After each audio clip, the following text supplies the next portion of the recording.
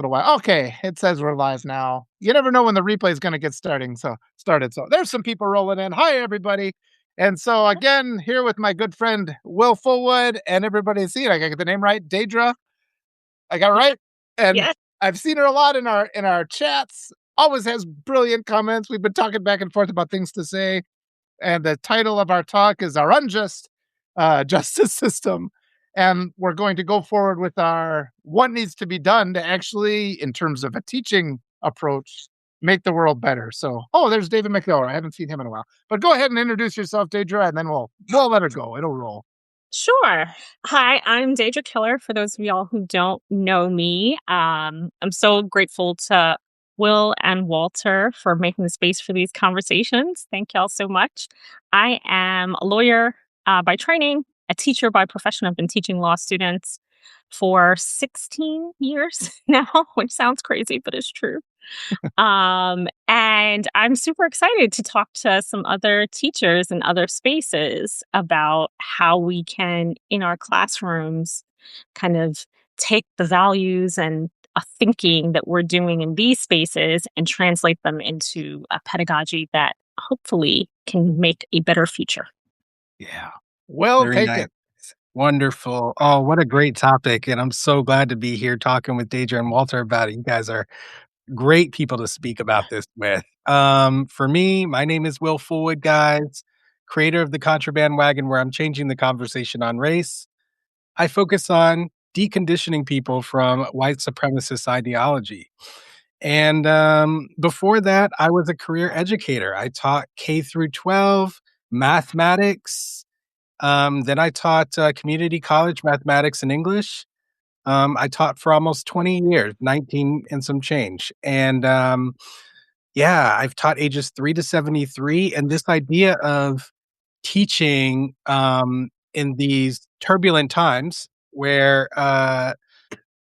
you know, revolutionary action is needed, teachers are on the front lines. So I think it's a very good question about how we should incorporate particular pedagogical practices into our work in order to create transformational change and revolutionary change, which is what's necessary.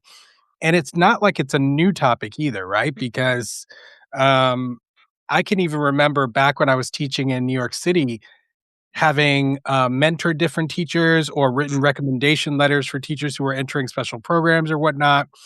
And I would always tell my mentees that you need to understand if you're going to enter into this profession, you are actually stepping into a battle, a fight beyond the scope of far beyond the scope of your classroom. Mhm. And I always would prepare my mentees for that reality.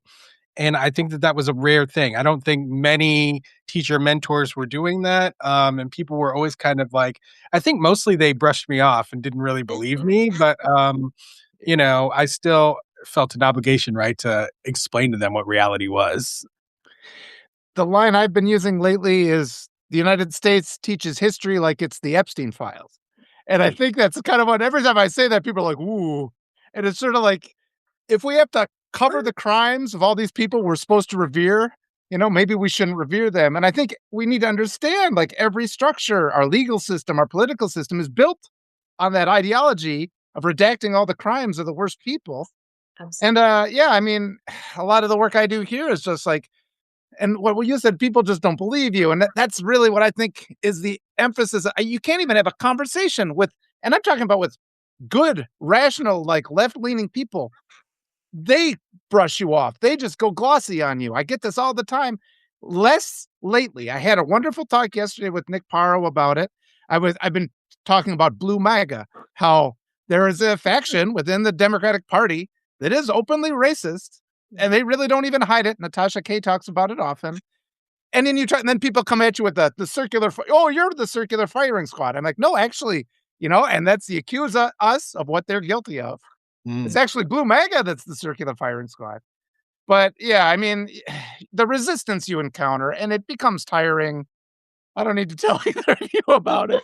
Well, But that's why we're here. That's why we're here talking, right? Is to find ways of kind of through pedagogical practices how to get around that, right? How to get around that glassy eyed, how to inspire curiosity, how to spark people's actual interest in learning critical thinking skills and using them to investigate what reality is, right? Like we've lost a lot of that in education. Absolutely.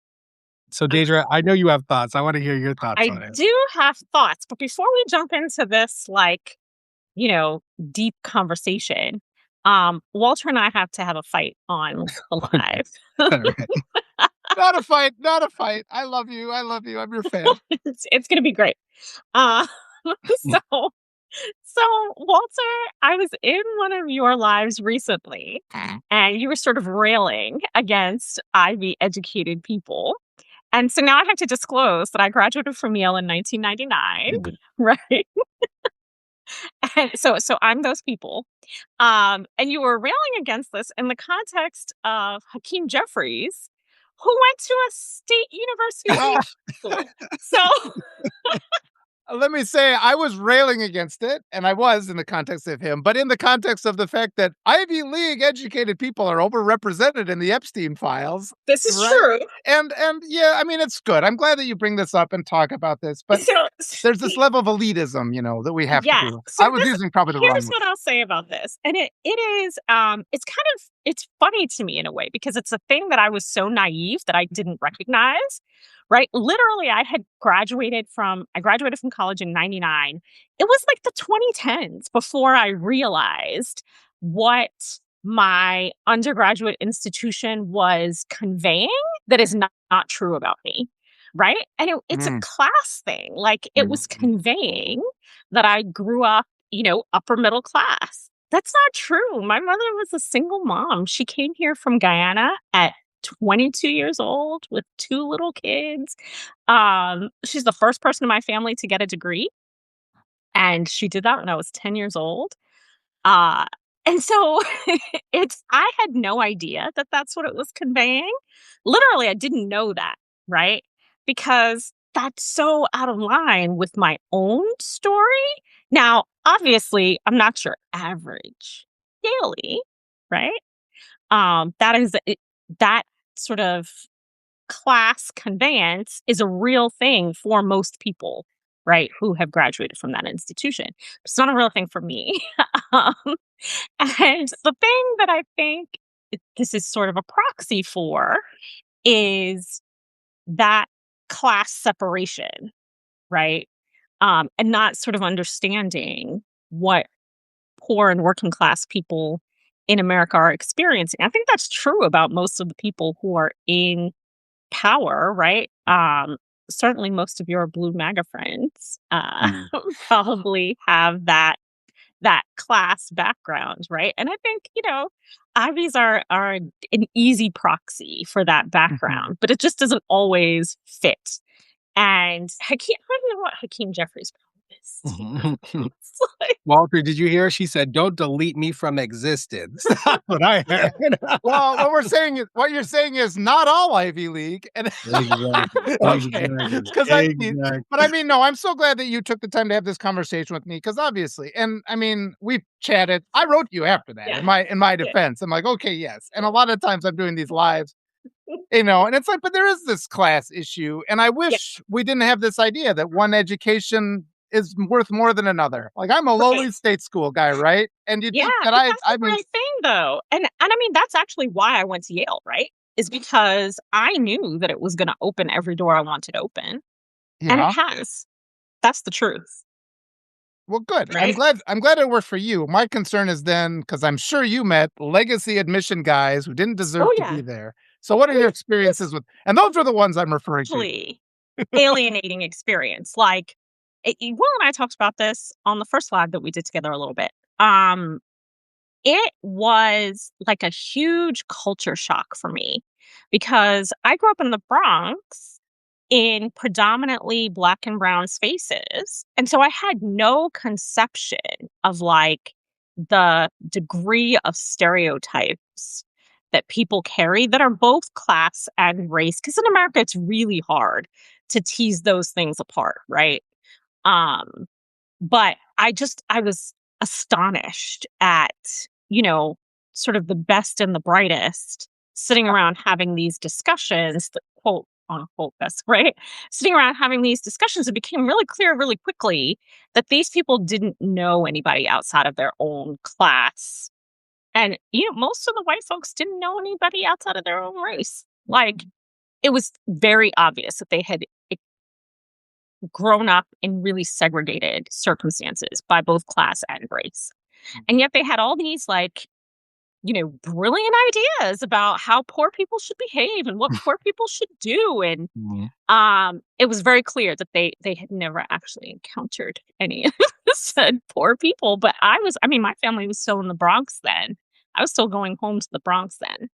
And so it was a very like, oh, they're talking about you. Like, they're talking about your family. Um, and they don't even know it, right?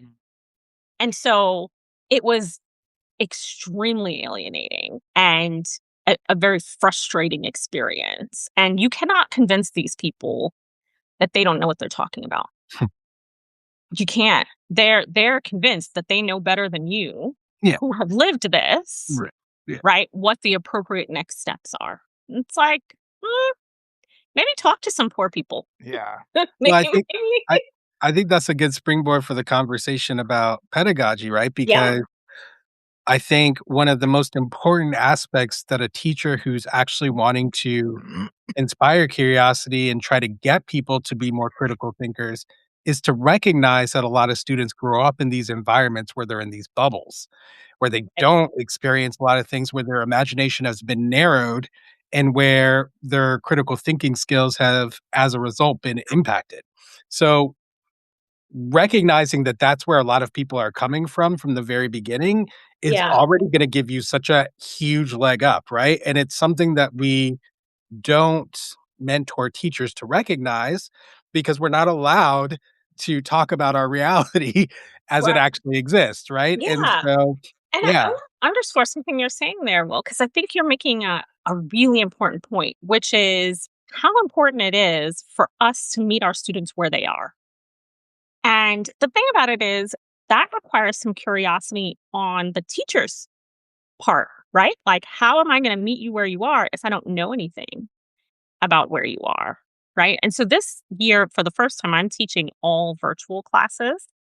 And I make it my business to do individual meetings with every single one of my students me too. because if I don't know you and we don't have a relationship, I can't really teach you anything. And so that is, it's time consuming. You have to be super intentional about it, right? It's easy to not do, but I have found that it makes like our conversations in the classroom so much richer Yes. because I actually know something about you. I know what you want to do with your career. I know why you're interested in this particular class you're taking with me, right? And so I'm also modeling for the students like this is what it is to be open and curious and intentional. So we can't meet our students where they are if we don't ask them, right? If we don't get to know them on some level. Mhm.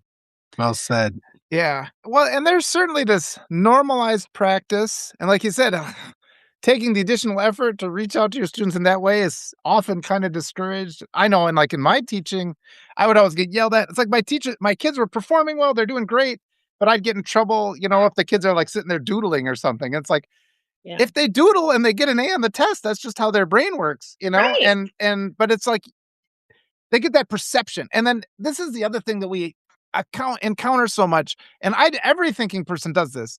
Your assumptions. I might be talking with Bob Dana later today too.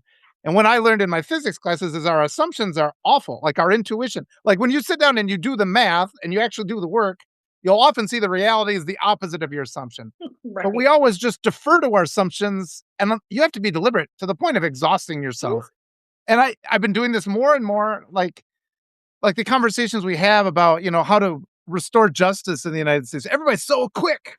You see a clear example of injustice. Everybody's so cool. Well, what we do now is this. And it's like, that's what we've always done in the past. Like Right. what just happened in Texas. And I was talking to Arturo Dominguez about this because they didn't have enough polling places in Dallas. And he's like, well, that happens every year. It's like, why does this happen every year? Then you have to ask a judge to keep it open later. And another judge said, no, we're not going to count those ballots. And it just goes on and on. And then if you say, well, this is a problem, people hit you with well, you're playing the race card now.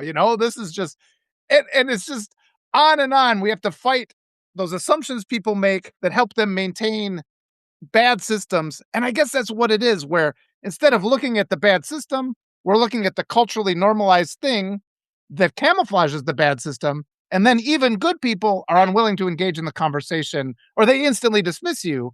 And it's just really hard to take that next step to actually make them see what's happening. Yeah, so Yeah. this is sorry, Will. No, go ahead, Deidre. Go ahead. I was gonna say this is a thing, right? This is a thing with how humans think, which is like a normalcy bias. So we just assume like whatever is happening, that's normal, right? And that makes us stop questioning. I sort of had this conversation with my intellectual property students yesterday because I read their first set of submissions. And one of the biggest problem that I saw in their writing assignments is that they were short circuiting their own analysis by making an assumption, right? And I was like, stop doing that. It's really hard to stop doing though, right? Because we do it every day. In our everyday lives, we're assuming this or that and operating under that assumption. And so, one of the things I think law students are supposed to learn how to do is move past that normalcy bias, right? But getting them to do it is like sometimes a little bit like pulling teeth.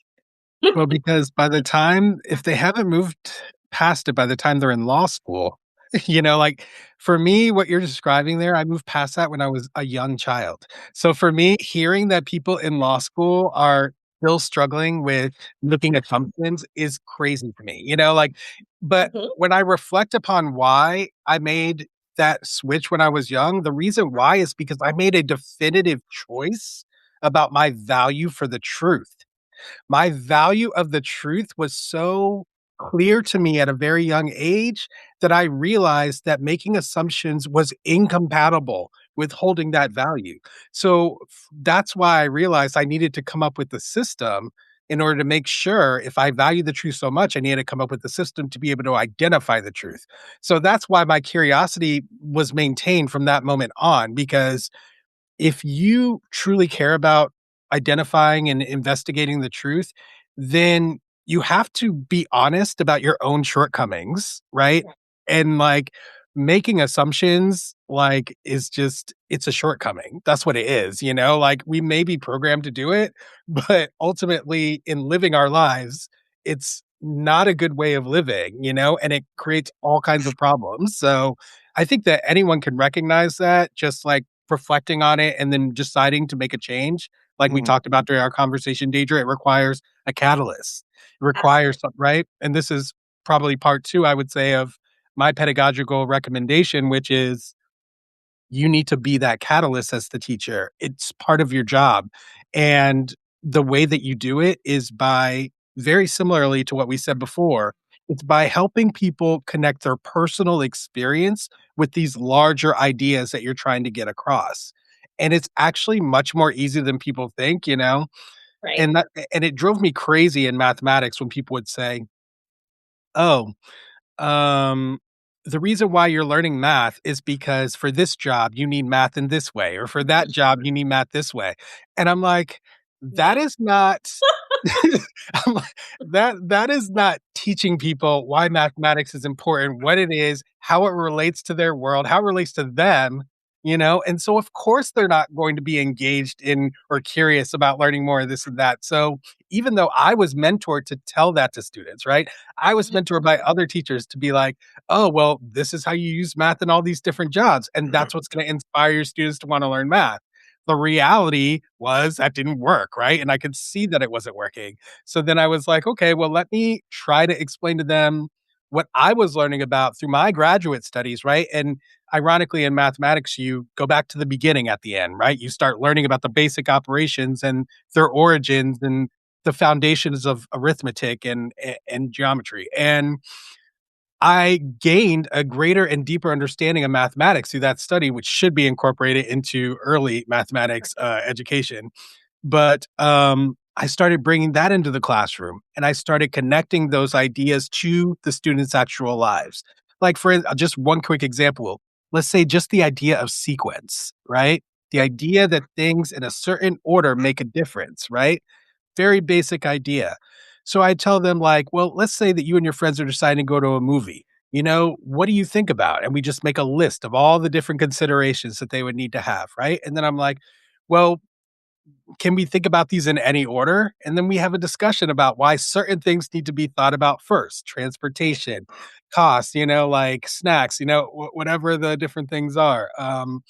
And yeah, so it's just that sparks curiosity. Why? Because they go to the movies, because they make these decisions, because they engage in this thought process already, but they've never connected it to mathematics. Now they have that relationship that you Right. can then draw on for future classes. Yes. There's And a this there's a connection between your life and your learning, right? And students always think like there's not going to be a connection between. I teach first year students property, and the big problem that I have in that class is that students think that they know about property because they own things, right? It's like, well, that's yes, wild. that's true. You do own things, but I bet you don't know the rules that apply to your ownership of these things, and that's what we're going to study. And look, to get back to what Walter said before, your assumptions about those things are wrong.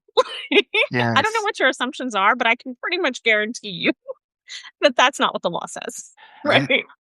Well, and that's so important because we mistake an assumption for a fact just because it goes unchallenged Mhm. for too long, and that's a really important thing to understand because people have just lived by something their whole life, and it gets this credibility it doesn't deserve, and so then you encounter this tremendous resistance when you try to have a conversation about it. That's a critical point. But getting back to what Will was saying too, it's like my experience is it's like there's such a pressure structure, that you even when you recognize that things you're being told are untrue, you have to conform to that.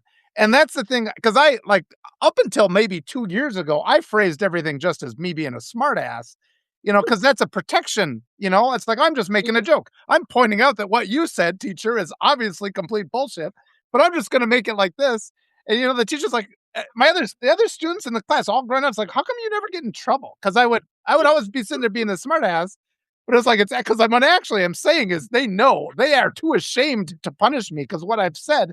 And actually, some of the teachers even appreciated that through the form of humor, you're able to like expose the reality of all these lies that are part of our current system that are taught. And just at least people, but that's another aspect of critical thinking. So I'll let you guys respond to that.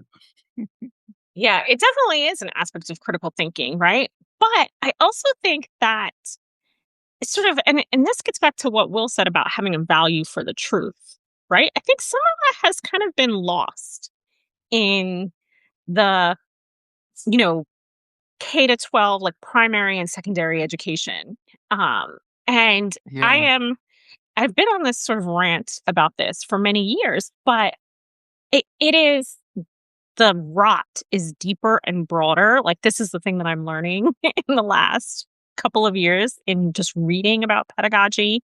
And is that the rot is deeper and broader than I anticipated. And that really has me wondering. And it kind of gets to the thing that you were saying, Walter, about how, the polls fail, basically. The polling places fail in Dallas every year because the fact that it's this deep and broad and pervasive suggests to me that it's a feature and not a bug, right? That Yes. it's intentional. And that, you know, is not a terribly surprising given the sort of um what's the best word for this? The power structure's perspective towards Yeah. educating the masses, right? Which is very just negative, right? Like, there's this sort of sense that the haves have no responsibility um to make sure that the have-nots are educated. And Will and I talked about this a little bit yesterday, in terms of like the divestment from education, which is a huge problem that we are seeing over and over. I mean, in some ways, this is there's these recent student loan revisions are further divestment, right? From um, from Mhm. public educate or from education writ large. That's the thing. Most people don't realize that most of higher education is publicly funded, right? Because even if it's not directly publicly funded, students are reliant on loans that are underwritten by the government, right? And so most of higher education is sitting on this public funding foundation that is rickety, y'all. Like, I don't, there's not even a better word for it than rickety. And so understanding that, I mean, that's part of why teaching in this moment is so difficult, right? Because if you're paying attention, you're very aware that you're existing within an ecosystem that is on the brink of collapse. Yes. Any Eh, thoughts, Will? Or yeah, I I'm sure mean, you do. yeah, I mean, I was coming to that realization as I was teaching through the years, right through my career, through watching policy changes, through noticing how administrators and people in positions of power within the education system would talk about students and the decisions they would make and how they would influence students and how they would just justify and rationalize those choices.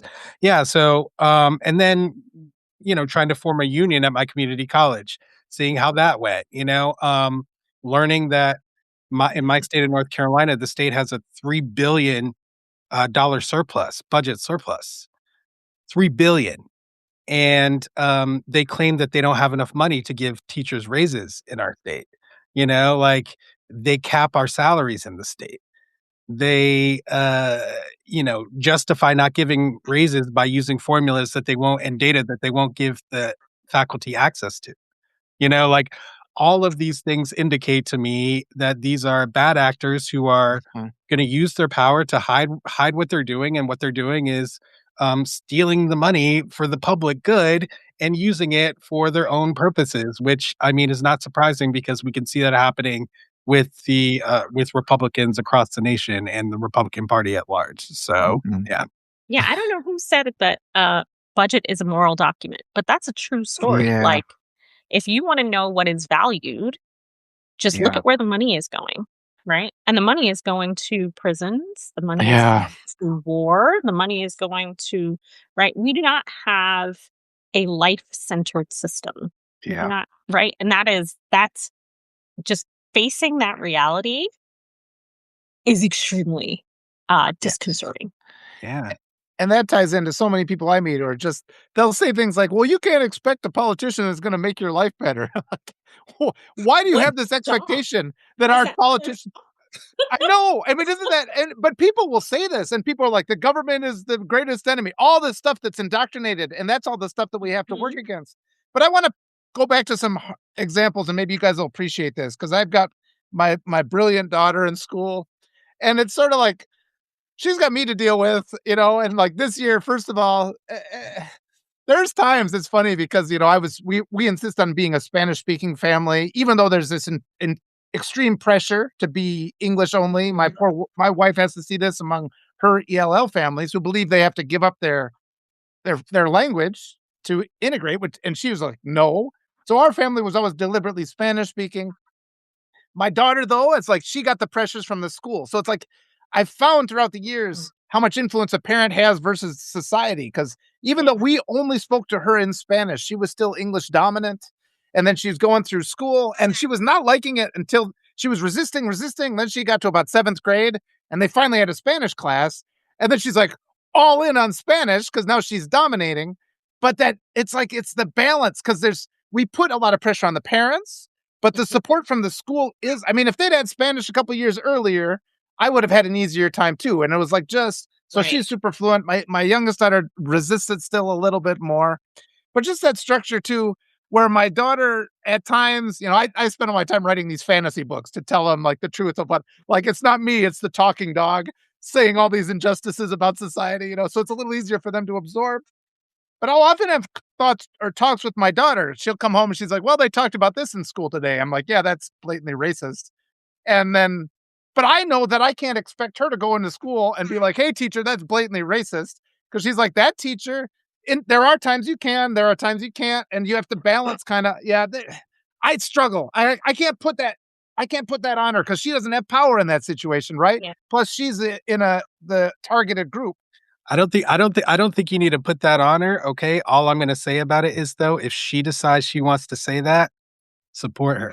That's Yes, it. well, generally, it's me telling her to, and she says, "Daddy," and so Yeah, the thing I is, wouldn't tell her yeah, to. I would let yeah, her decide, like, she could decide for herself, like, she's got this is how kids develop their value systems, right? They have to decide for themselves, like, yes. otherwise we end up with a bunch of people open for Manipulation. value. Yeah, exactly, Yes. Well, exactly, yeah, and but control. her value systems are a product of me and a product of society. So, I mean, there is a little bit of space, and I try to be a person who does give her space. But yeah, I mean, like what you were saying, I would prefer if she's just like charging in there saying, "This is," and they do. I mean, when there is a situation, one of my daughters, like this, one of her friends, somebody hit her friends with a racial slur. My daughter was Mm. spitting lightning when she came home. She's like, "He's not Good. getting away with that." I was never been so proud of her. So they do things. But then there's those other situations where she'll say, "Daddy," and she'll take it case by case. She's like, "This teacher is like this. I think this teacher's pretty clearly MAGA, so I'm going to take this approach." And I've written and supported her teachers when they've done good things too. So all those things, but it's a complex system, and I It is. can't impose upon her pressure, so she'll do something that'll ultimately harm her because she has to take the consequences. So I do try to stay out where I'm just like not causing too much trouble in the school. Sounds like you're doing great. It is It's so much to hard. juggle, juggle, juggle. Yeah, it really is a tough balance. And, it's kind of the best you can do as a parent is kind of not put your kids in situations that they can't handle, right? And first, that's part of the reason that we are leaving Florida is Oh, because, yeah. my son, who is 13, who will be in high school next year, they the state here has authorized Prager University Oh, content God. for Yeah. teaching. So I'm not going to put my son in that situation where he is fighting, you know, he's swimming upstream. It is too much to ask of a little kid, right? But at the same time, we we moved here. When we first moved here, it was during COVID. His fourth grade year, which is like Florida social studies, he comes home and is like, and we're talking about what he's learning in social studies. And I realized that they were not teaching anything about slavery. I realized it because I said to him, "What have you learned about slavery?" And he said, "No, it's just about Florida." And I said, "Are you suggesting that there was no slavery in Florida?" And he was like, there was. It's like, oh my God. Okay, so we're going to supplement what you're learning in Yes. school because the idea that there weren't slaves in Florida is crazy talk, right?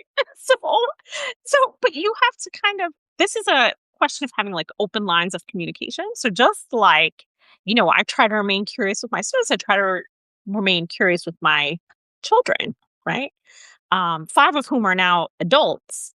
And, that curiosity and open lines of communication that is very helpful for parenting adults as well. But that you have to like ask these questions and keep the lines of communication open and then resource your kids, right? Um, and the thing is, I am hugely like I recognize every day how privileged I am to have the ability to resource the kids, right? Not everybody has that. And that is, again, sort of a function of class, right? Like I have time because Yeah. of the career that I have, et cetera, that most people don't have. And I'm fully cognizant of that. So Yeah. It's coming back around for me to the Ivy League education story because, Yeah, I was just gonna start teasing because again. Yeah. well, I'm probably going a different direction than Yeah, you, Walter, probably.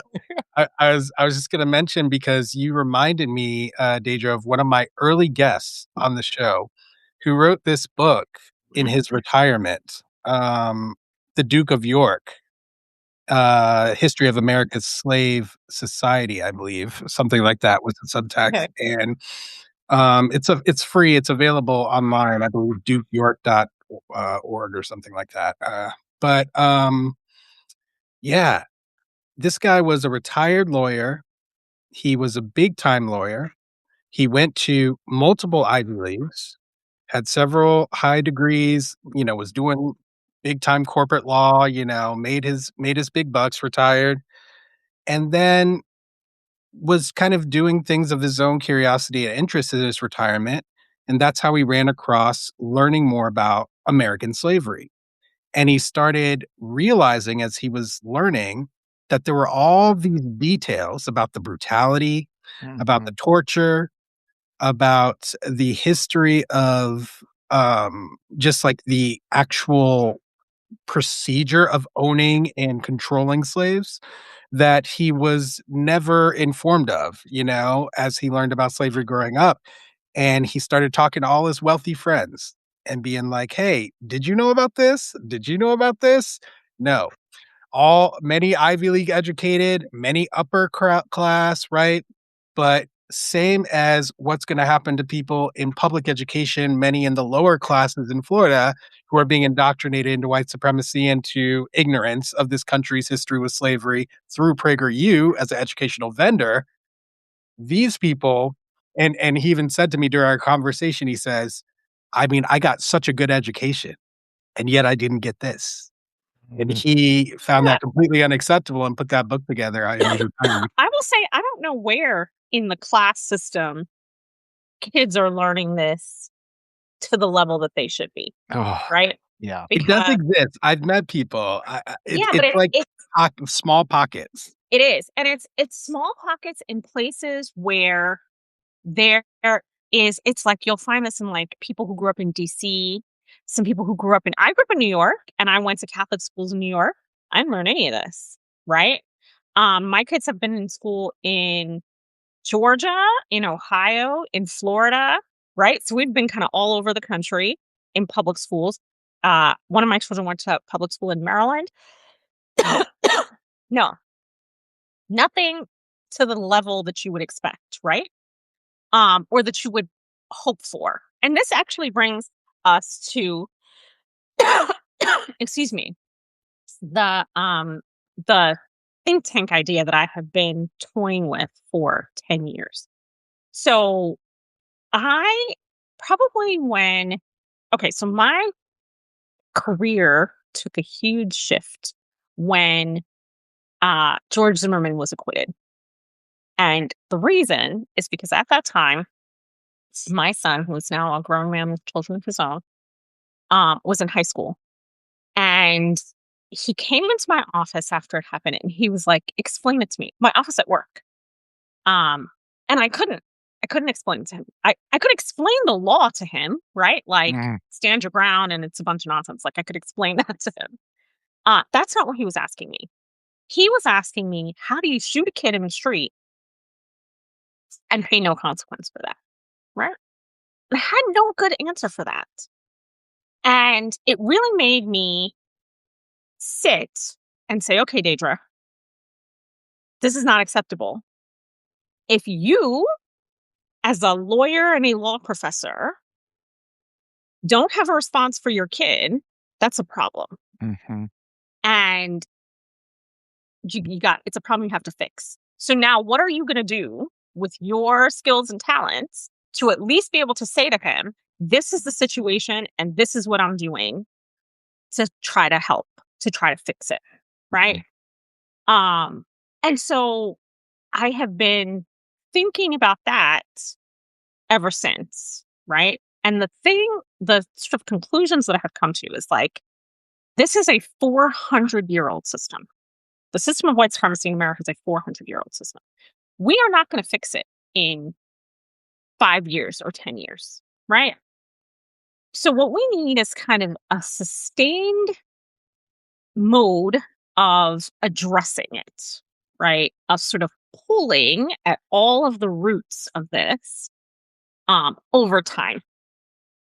And one huge root of this is the thing we're talking about, which is education, right?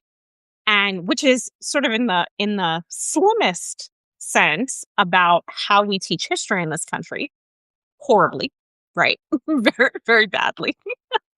But in the broader sense is about how we teach students to think in this country, right? Like the story you're describing, Will, is so um Yeah. instructive, because the thing that your friend, your guest had is this value of lifelong learning, right? And that's the thing that I try to teach my law students, because I'm like, look, the law, it changes, it evolves. And Mhm. so you have to be able to know, first and foremost, what you don't know and be willing to go down. How do you learn it, right? How do you figure it out? That's the job, really, of teaching law students. But I think it's also the job of teaching anybody, Yeah. because the truth is that the world is constantly changing. And so Mhm. if you want to be like a citizen, you have to have those lifelong learning skills and values, right? Yeah. And I think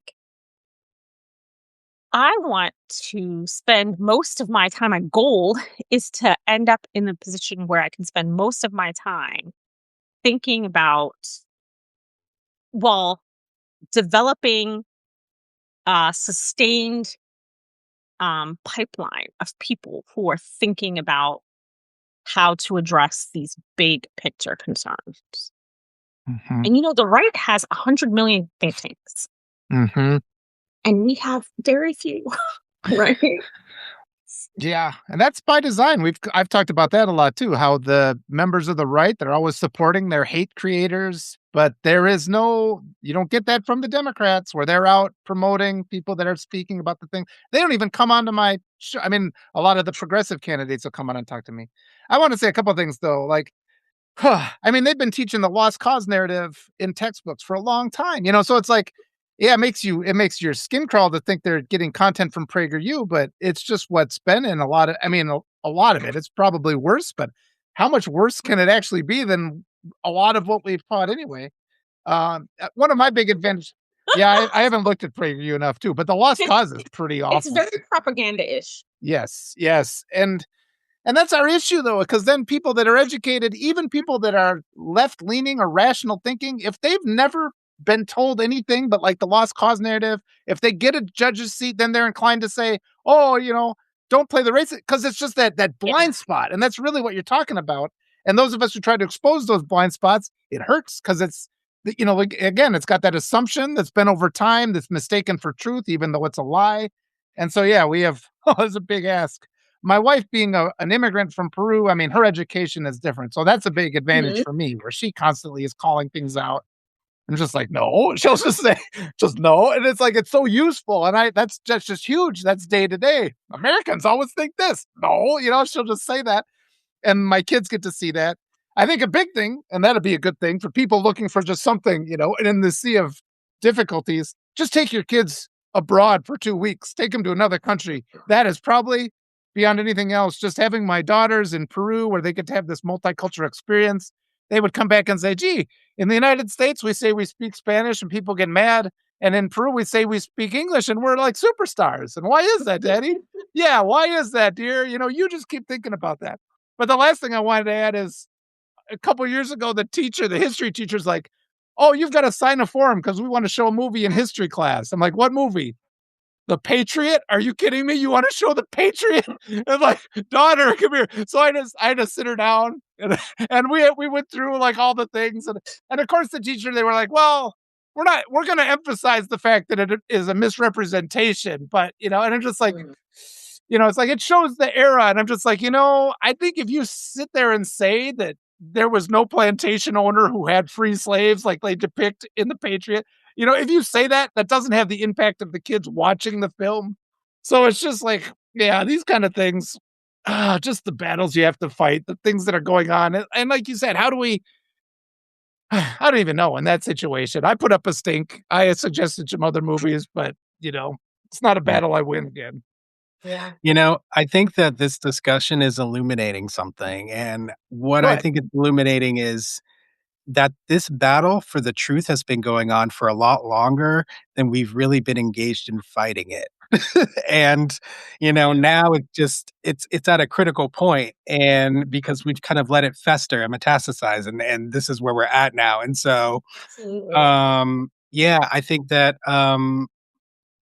in order to I don't know how we can really change the ship. It's mostly because most people don't know how big of a problem this is Yeah.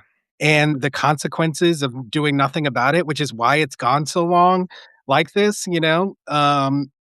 People truly do not value education and teachers in general the way that we should be as a society in America.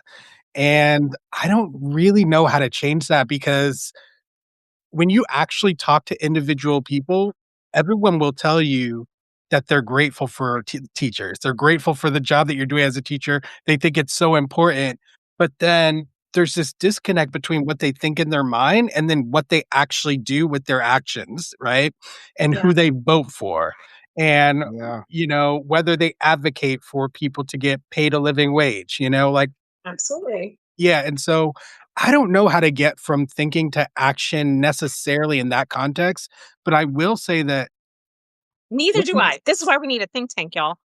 yes, Right? but I will tell you, Daedra and Walter, both of you are really kind of, um, what's the word? You're giving me some reinforcement of the work that I Validating. do. Thank you. You're validating the, work that I'm doing and that I'm trying to do for the future because what my talents have taught me and what my experience have taught me through the years is that ultimately what allows people to get past that blockade of incuriosity or conformity, as my mentor that I just talked to this morning was telling me, is the opposite of curiosity to him is conformity. And I think to break people out of conformity, which is usually fueled by ideology, right? It has to rely on truth. And so, how does that work? It means you have to connect what you're trying to get through to people to their personal experience that they cannot deny. Mm. Okay. And once you make such a connection, it forces them into a situation where there will inevitably be a conflict between that experience and that connection that you made and their ideology. So you bring that conflict forward. This is the work that I do. I facilitate people's deconditioning by doing this exact thing. I make a connection for them for their personal life using what they believe is the truth. Okay. What we both agree is truth. And then I bring the conflict between that truth and their ideology. What it does is it forces people into a choice that they avoid desperately. And that choice is, do I value the truth enough to give up my ideology and become curious? And, you know, whatever people choose is whatever people choose. I'm not trying to get people to choose something. I'm trying to give people the choice that was stolen from them. Right. And then we can see where we're at after that. But I suspect that if we give people that choice back, that if we do it to enough people, that enough people will be able to get on our side and will be able to actually make progressive change. But right now, while people are stuck in this position of just being receptors of whatever their environment is giving them, right? And being encouraged to remain that way, then we're never going to get anywhere. So there's got to be a machine pushing back on that. So I agree with so much of what you just said, Will, but I wonder if the problem is ideology or comfort. Because a lot of folks, I think, are they don't really have ideological commitments. Like part of what is so weird about the moment that we're in, and you'll hear people say this, like, oh, there was a time when Donald Trump was a Democrat. That's true. right? Jeff Epstein was a Democrat. That's true. I I wonder if it's ideology or comfort. I think a lot of people are like sitting receptors because why not? Why do I have to think about this? What's the need, right? Like my life is fine. And so, I think if they go hand in hand, Deidre. I think when maybe you're ideologically captured, right? Anything Mm, outside of the ideology, like reality intruding, right, is going to create discomfort. So mhm. I think that I'm not saying that the discomfort is always ideologically based, right? Like, so yeah, just so I agree This with is that. actually talking about sort of material comfort, No, right? no, Like, I know what you mean. yeah, I know what you mean. Like, people don't wanna give up their stuff. I yes. I exactly. I I I think that totally agree, yeah. I think that's a huge part of it, yes. Let Go me ahead. add some insight here because this is one of those cases where growing up in a conservative community, conservative area with that kind of pressure, I can often add some insight, and this is where I get disregarded. The blue voice in the red community is disregarded. And I know how they think. And what everybody always overlooks is, these authoritarian systems, they teach the narrative over the truth. And that's by design. And they use rote indoctrination. And the left, it irritates me because the left disregards this. Rote indoctrination is extremely powerful. And you've said this before too, Will. And this is why we see unity among the extreme right. They have their message because they don't even use critical thinking anymore. It's just been and that gives you the appearance of being powerful. If you've through rote indoctrination been forced to do something over and over again, you have the appearance of competence. And the left is so reliant on critical thinking. The problem is the left tries to address the right using critical thinking and disregards the fact that they've been rote indoctrinated. And it's like the first thing is if I drive around on the radio, 7 of 9 radio stations will be hardcore right wing road indoctrination, telling lies again and again and again. They never stop that fight. And so, number one, a big thing that we have to get the Democrats, especially the ones with money, to start supporting people like me and Will and you, Deidre, who are having these conversations where we start fighting back against that road indoctrination of the right wing. That messaging just doesn't exist. Like the right continues hate speech, hate speech, hate speech. The left is just like, yeah, they're foolish. We'll just let the population see how bad their ideas are, and then they'll vote for us. And it's like that whole strategy is based on critical thinking that right. the people of the right don't have, and that the people of the left need to, emphasize. It's like, and they do it again and again and again. And that's why I say we got Blue MAGA that's perfectly happy to lose elections because they get more in donations. Don't give money to them. You got to give money to the people who are actually fighting against this rote hate indoctrination. Go ahead. It's a really good point, Walter, and I even wanna extend it because what does it say that they're willing to take that stance at the expense of our lives? Right. What does that say about the party? Yeah. We need to come to terms with the truth of what that says, which is that is a party that also supports dehumanization. There's no other way of reading their stance, and I feel like we try to avoid that, but we can't, we have to face it head on. This is what the party is. They Yes. similarly to Republicans do not value human life and are willing to trade human lives for political gain and for Yeah. political power. And so I think that we need to also realize that the truth is that is not something that has to be the case of a political party. And Right. there are myriad examples around the world where it's not.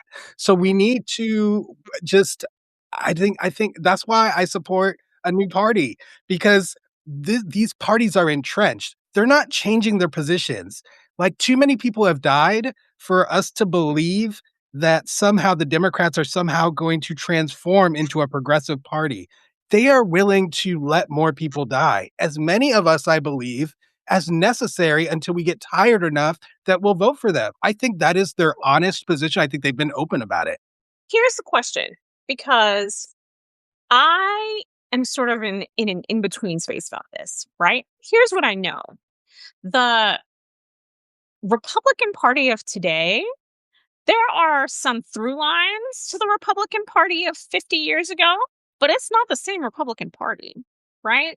And we all sort of watched the Tea Party take over the Republican Party, right? And come to the head of the class of the Republic. That is how we got Donald Trump. And so my question is, and this is sort of a question about whether we think there are enough of us. And by us, I mean progressives, right? Can progressives take over the Democratic Party, right? And I think the disagreement that y'all are having is about that question, right? And here's the thing, in this moment, it's really hard to say, yes, progressives can take over the Democratic Party. And, like we're sitting in this moment where Jasmine Crockett was just done in part by the Democratic Party, right? Like, let's just be real about that. That's what it is. And so that makes it difficult to envision a world in which, right? But remember how the Tea Party, like what the Tea Party was. It wasn't even like a real thing. It was like AstroTurf, Koch brother, sponsored people yelling outside of the White House. Like that's what it was, right?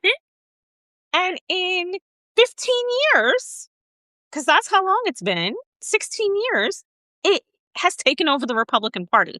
So we know that there are lots of grassroots progressive people in America. Can we take over the Democratic Party? I would even just worry about, I just been worried about the tools that in our disposal and the messaging we use. And I want to go back to something somebody said, because people are like, so what should we do? Do rote conditioning for love? And I think that's really interesting. Why Because yes, because too often you get the critical group that they're just like, well, rote memorization is bad and critical reasoning is good. And it's like, you need rote. If you want to learn a foreign language, that's rote. If you want to learn mathematics, like the chain rule and all the things and all that is like learning those things is rote. So it's like we can't be dismissive. And it's like this disregarding the strategies that the right has used as if, well, we can't be like them. That's the problem. See, we intentionally handicap ourselves. It's like, it's not the strategies that's wrong. It's the outcome. The example I use, if we use a hammer to build a house and the right uses a hammer to kill people, we can't be like, well, I guess we can't use hammers to build houses anymore because it's a bad thing and we'll be like them. And I think that's really the fundamental to it. And how it's going to play out, I mean, if we can do like the working families party in places where the Democrats don't run, do it. But I mean, if we can do it with messaging to get a few more progressives elected, do it. But I'm just more concerned with us. Like, let's be serious about the arguments. Let's at least understand what the right is doing, why they've been effective in brainwashing so many people. I mean, I was in the dark, just complete darkness, in a red community with a red, nothing. I used to get in trouble for reading in my school. I had to go and hunt down books. I would go on quests to find books to read. I wanted to prepare myself for college. I got a list of the 100 greatest books ever written. It's like whoever compiled this list, I don't know. I'm reading this. They're like, why are you doing that? Because like, I want to educate myself and you guys aren't doing it for me. And we need to help people like me. That's where the power is. And I was talking with Nick the other day, and it's like the church exists. I mean, they go out and we have Wyoming, right? If we take 70,000 people, Democrats to Wyoming, we'd have 2 Senate seats. Why aren't the Democrats doing things like that? The Catholic Church, they know where to distribute everybody around the country to maximize our unjust, electoral college and all those kind of things. The right takes advantage. No fight is too small for them. They will fight every battle to keep every little touch of power. But I think the important thing too is with just a little crack of daylight, the whole structure comes tumbling down, So yeah, if we get a couple more functional, not even worrying about reforming the party or starting a new party, if we get a couple functional messages that we can share, and the positive thing is people are more receptive to these things right now. I'm making the talk I had yesterday with Nick, I was unapologetically going into this, and the wonderful people in the chat, they weren't pushing back like they would have maybe 4 months ago. And I pay a lot of attention to that. So it's simmering beneath the surface. People know we have to do something. There is an awareness. How we capitalize is important. So I guess that's the end of my little talk. Well, I do want to, since we are, the sort of overarching theme of this conversation is about pedagogy. I want to like sort of press on this rote indoctrination question, right? Because I'm not out of hand dismissing the idea that we should indoctrinate people in love. I mean, I think that there is something like, why not? What would be the pushback against that, right? I mean, let's put to the side for the moment the crazy people who are like empathy is a sin. We're going to ignore those folks for a moment, right? But the pedagogical question of how you get people to um sort of orient themselves towards the future that we want to see, right? Is, I think, an important one. And I think it's kind of the question that we've all been trying to get at in this conversation without putting the question on the table.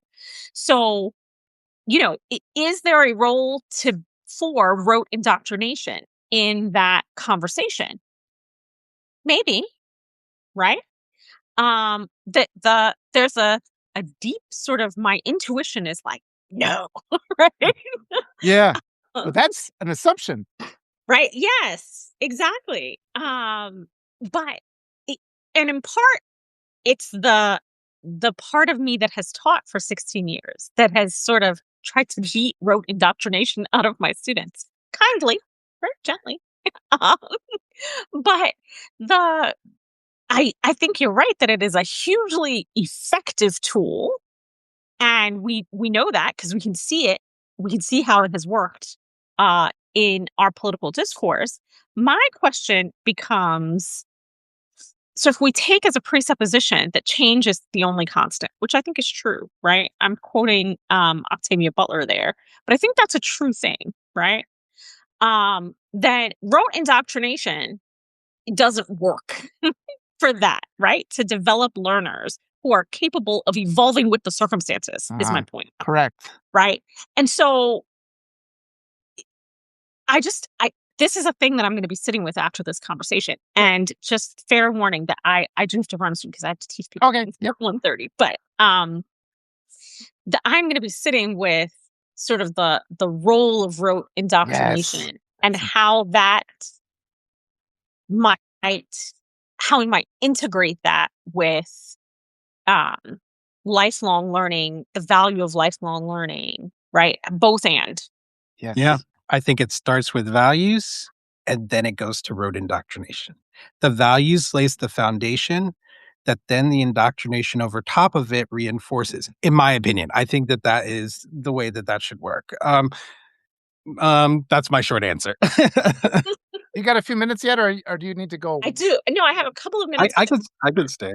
I do want to say the right uses it. It's not effective. Rote indoctrination isn't effective for basic of critical thinking. It's a necessary tool. You can't critically think about chemistry unless you know all the symbols. Right.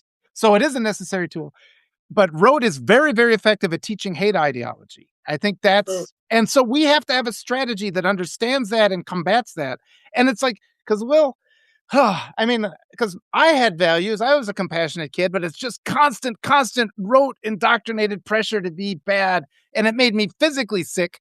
I had trauma, asthma. I couldn't eat, and it's just like this constant pressure of that. And it's like, a lot of people can't get out of that, and it's like, we don't even give kids a chance is what I think is hard. This wouldn't protect you from that, Walter. Like like nothing that we could do could have protected you from your environment, which was that's the thing that we had to change the environment is what I'm saying. Right, exactly. And so like ultimately, we don't have a power, an organized power that can do that.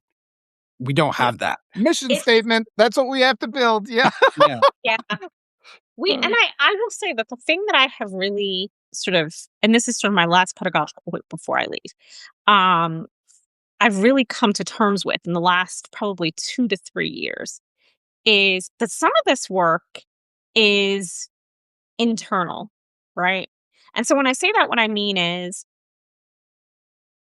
part of my challenge in teaching in this moment is every day is like, I'm going to teach something that has some relevance to the crazy world that we're living in, right? And I have to be grounded. I have to be steady. I have to be able to make the space for my students to have the conversations that they need to have around this.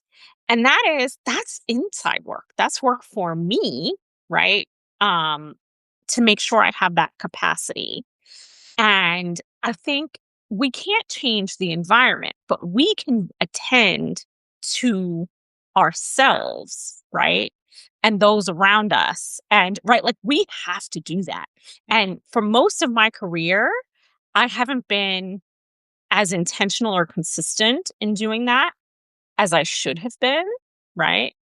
And so that's in this moment, that's the sort of shift that I'm making is I'm making sure like I'm putting my own mask on first, right? Because the thing that I've realized is I can't teach my children or my students to show up sort of empathetically and with curiosity and openness if I can't do that myself. And doing that myself, like that's purely a modeling kind of enterprise. And doing that myself is first and foremost about caring for myself, right? So I Speaking my will. language, Deidre. What'd you say? That you're speaking my language. I really like what I'm hearing. Good. I thought we would be on the same page about that. This has been Yeah. enormously helpful to me. We're just getting And started, I feel. I'm ready. yes, I I'm ready to go agree. for I 2 more agree. hours. Yeah. I agree that we are just getting started. Lots more to talk about.